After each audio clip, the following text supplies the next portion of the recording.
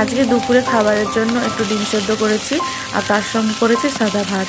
দুপুরে মধু খেতে আসবে, তাই তাড়াতাড়ি রান্নাটা করে নিচ্ছি। মেয়ে তো খেলা করছে, ওকে সকাল সকাল উঠে খাইয়ে দাইয়ে দিয়েছি, তারপরে এই রান্নাগুলো চাপিয়েছি। মধু 12টার সময় চলে আসবে, আর মেয়ে যেহেতু খেলছে আমার কোনো অসুবিধা হবে না রান্নাবান্না করতে।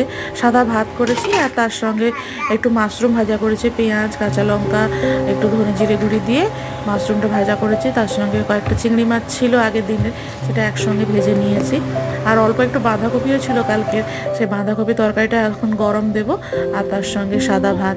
আর এই খিচুড়িটা বানিয়েছিলাম কালকে, তো কালকে সে অল্প একটু খিচুড়ি রয়ে গেছে, সেই খিচুড়িটা আমি এখন খেয়ে নেব। তারপর মধু এলে ওকে দুপুরে খাবার খেতে দেব, তারপরে মেয়েকে চান টান করাবো। ওর বাবা আসার পর তারপরে বাকি কাজগুলো করব। তো আজকের মতো টাটা, সবাই ভালো থাকবেন, কমেন্ট করে জানাবেন কেমন লাগলো।